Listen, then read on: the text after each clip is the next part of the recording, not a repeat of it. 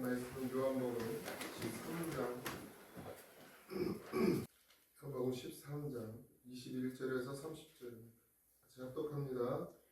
예수께서 이 말씀을 하시고 심령이 괴로워 시몬에게 이르시되 내가 진실로 진실로 너희에게 이르노니 너희 중 하나가 나를 팔리라 하시니 제자들이 서로 울며 누구에 대하여 말씀하시는지 의심하더라. 예수의 제자 중 하나 곧 그가 사랑하시는 자가 예수의 품에 의지하여 누우는지라. 시몬 베드로가 머리짓을 하여 말하되 말씀하신 자가 누구인지 말하라 하니 그가 예수의 가슴에 그대로 의지하여 말하되 주여 누구니이까? 예수께서 대답하시되 내가 떡 한 조각을 적셔다 주는 자가 그니라 하시고 곧 한 조각을 적셔서 가롯 시몬의 아들 유다에게 주시니 조각을 나누는 곧 사탄이 그 속에 들어간지라. 이에 예수께서 유다에게 이르시되 내가 하는 일을 속히 하라 하시니 이 말씀을 무슨 뜻으로 하셨는지 그 앉은 자 중에 아는 자가 없고 어떤 이들은 유다가 돈깨를 맡았으므로 명절에 우리가 쓸 물건을 사라 하시는지 혹은 가난한 자들에게 무엇을 주라 하시는 줄로 생각하더라. 유다가 그 조각을 받고 곧 나가니 아멘이라. 아멘. 아주 유명한 그림에 나오는 장면이죠. 최후의 반찬이 이제 오늘 우리가 읽은 본문 내용인데, 예수님께서는 육신을 입고 이 땅 가운데 오셨어요. 그리고 이제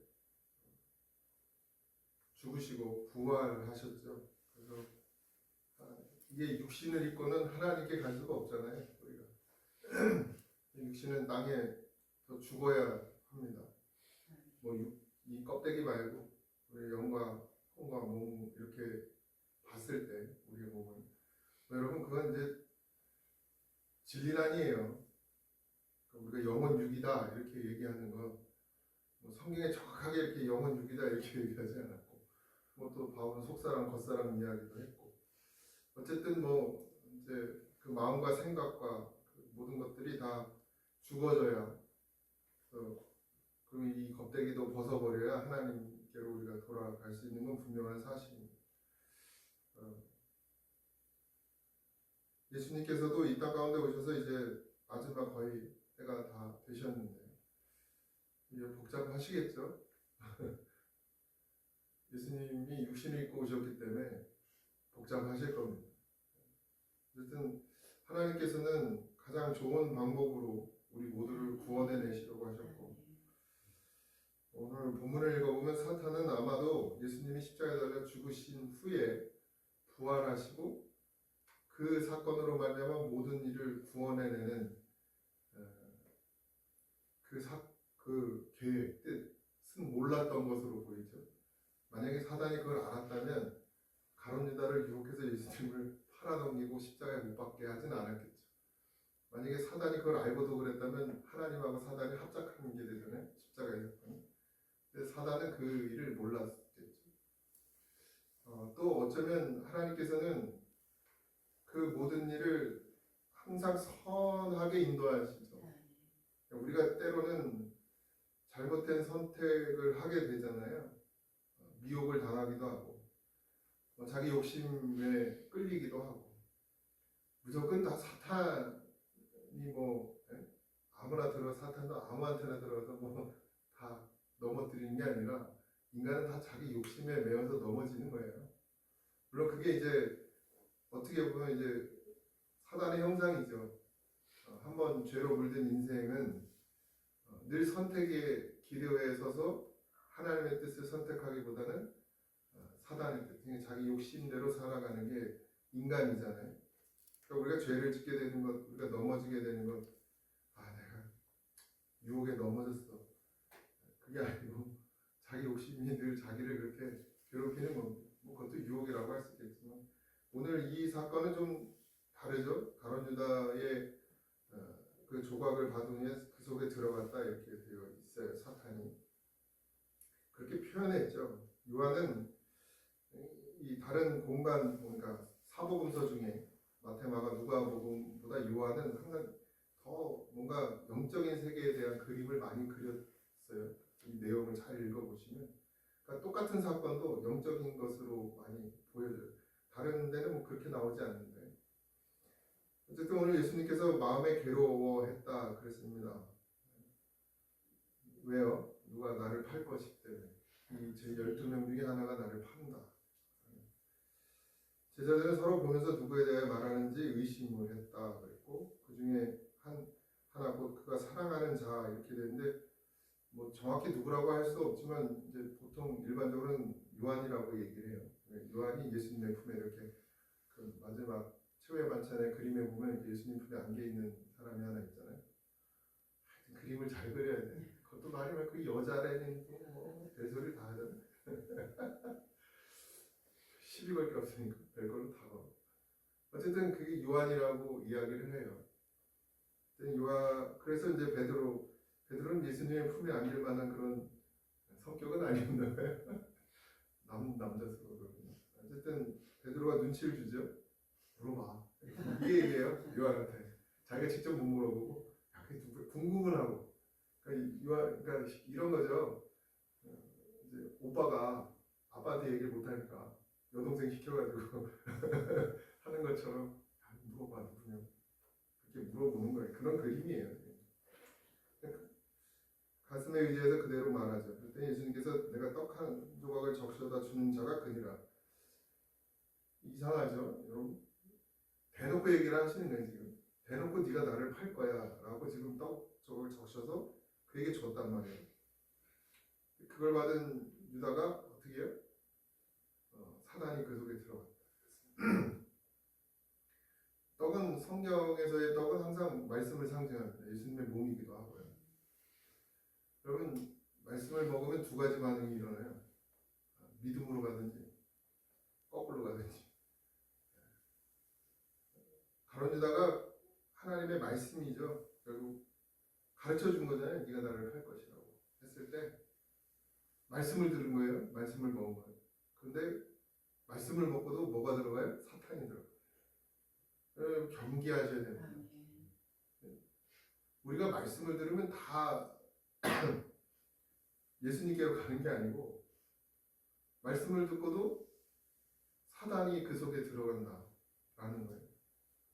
지금도 그런 현상들이 일어나죠. 주일날 똑같이 예배드리고 말씀 듣고 나서 어떤 사람 씩씩거리면서 나오고 누군가는 은혜 받고 나와요.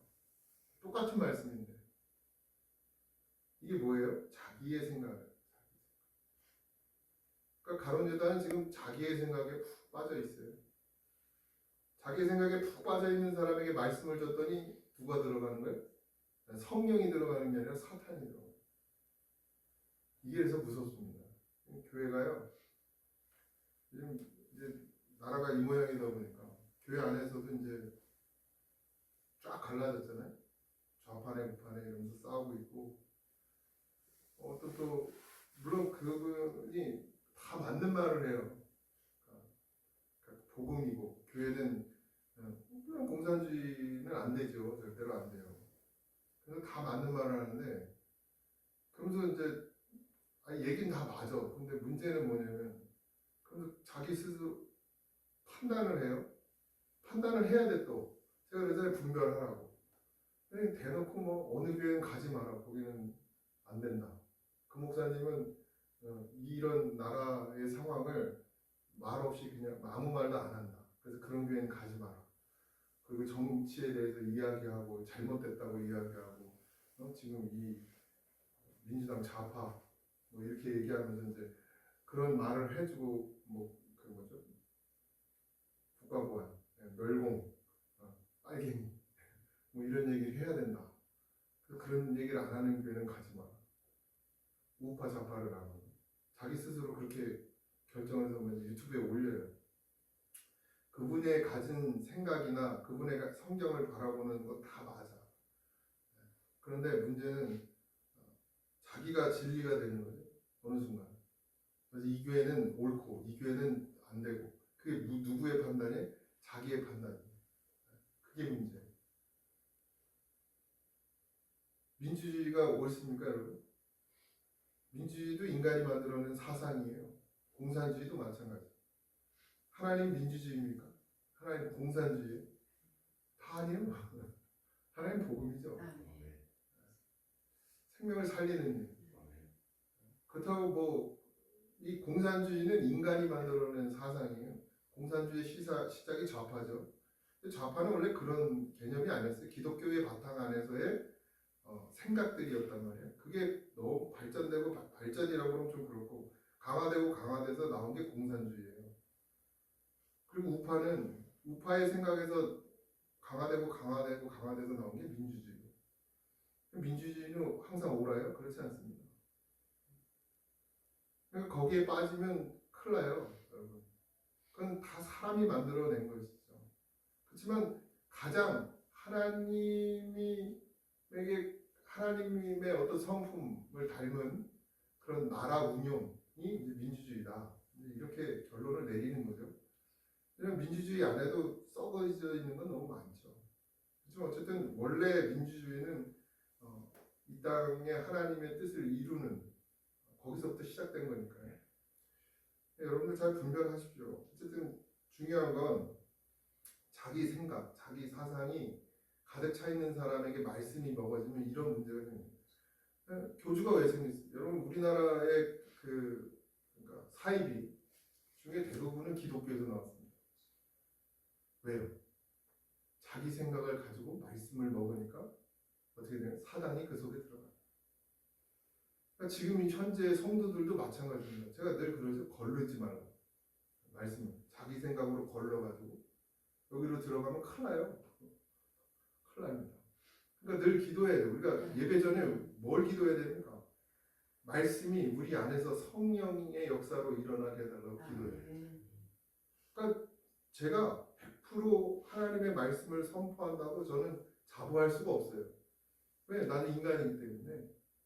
물론 주의 성령의 감동받아서 말씀을 설교를 준비하고 말씀을 준비하고 그걸 선포하려고 노력하지만 저에게도 감정이라는 게 있고 생각이라는 게 있고 서운하고 섭섭한 마음이 들 때도 있어요. 그럼 그게 말로 나오게 되어 있다.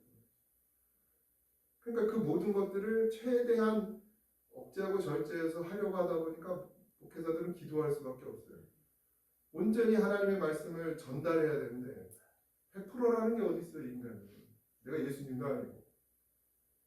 근데 그걸 또 받는 성도들은 어떻게 해야 되느냐? 이 안에 성령께서 그 말씀을 받아서 그게 작용할 수 있도록. 그래서 그게 기도해야 돼요. 그러니까 모두가 기도해야 돼요. 그런데 예배 자리에 나오는 성도들을 보면 안 그런 사람이 너무 많은 거예요. 그냥 나와요. 그냥 습관처럼 주일날 나오고. 그러면서 앉아가지고 있다가 차 앞에서 찬송을 불러도 그냥 그러고 있고 기도를 하자고 해도 그러고 그냥 그러고 나와서 말씀을 들으면 그게 덕이 되는 게 아니라 독이 되는 거예요. 판단하고 그래서 신앙을 더 까먹어. 예배를 드리는데 신앙을 더 까먹어. 그러니까 이게 문제라는 거죠. 그래서 깨어 있어야 됩니다. 기도해야 됩니다. 예수님 곁에 있다고 해서 죄가 없어지느냐? 그렇지 않아요, 여러분. 바로 옆에 있던 가룟 유다도 나중에 어떻게 됐냐 여기 보면 유다가 그 조각을 받고 곧 나가니 밤이러라. 어둠이에요, 어둠. 예수님께 말씀을 받고도 나가서 뭐가 되냐? 어둠이 되는 거예요. 주일날 예배드리고 집에 가가지고 뭐가 되는 거예요? 어둠이 되는 거예요. 더. 그러니까 이게 아무나 그냥 말씀 먹는 게 아니에요. 저도 안 돼, 사실. 예수님도 그래서 그랬잖아요, 제자들한테. 너희들에게만 밝히 보여서 내가 알게 해주는 거예요. 저들은 안 된다. 이 얘기를 하는 이유가 다 있으신 거예요. 그래서 어떤 때는 그냥 아까워. 안 하고 싶을 때도 있어요. 입을 콱 다물고 싶을 때도 있어요. 예수님 끝까지 손을 내미시죠. 만약 예수님이 가룟 유다를 포기했다 그러면 그냥 아무 말씀 안 하셨을 텐데 한 번 더 얘기해 주시는 거예요. 근데 유다는 예수님의 사랑보다는 자기의 생각, 자기의 욕망에 더 붙들려 있었죠. 여러분 성도도 그럴 수 있습니다. 이 빨리 벗어나세요. 아멘. 내 생각, 내 뜻. 저도 있어요. 근데 그거 거기에 묶이잖아요. 저도 고통받아요. 미흡고 막 욕이 나오는데 막 속으로. 근데 하나님은 사랑이신 거예요. 그러니까 자꾸 예수님께 우리가 붙들리려고 몸부림쳐야 됩니다. 자기의 욕심과 자기의 욕망과 자기의 생각에 붙들리면 미운데 뭐 성도가 미워 목사인데 내 생각에 붙들려 빨리 털어내야 돼. 그리고 주님의 마음이 뭔지 주님의 뜻이 뭔지 조용히 나가서 성전에 앉아 기도하면 들려요. 성전에 나가서 앉아서 기도하면 뭐 화가 날 때 성전에 들어가서 앉아서 기도하면 하나님이 다 얘기해 주셔. 뭐 소리가 있어서 얘기하는 게 아니라 여기가 다 평안해져요. 밤으로 나가는 거는 자기의 선택입니다. 여러분. 우리가 빛으로 갈 것이냐 어둠으로 갈 것이냐 그럼 본인의 선택에 달렸어요. 이게 믿음의 구조예요.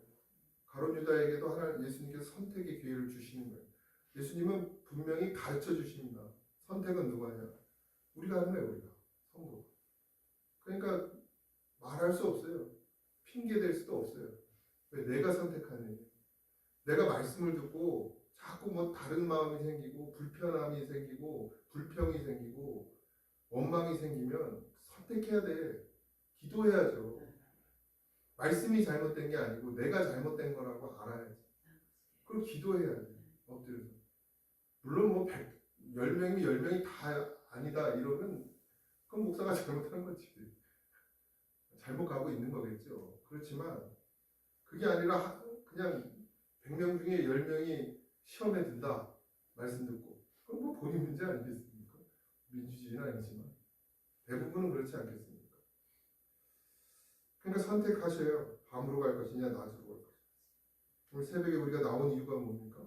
우리 낮을 선택하는 빛을 선택하는 가 되려고 이 새벽에 나왔습니다.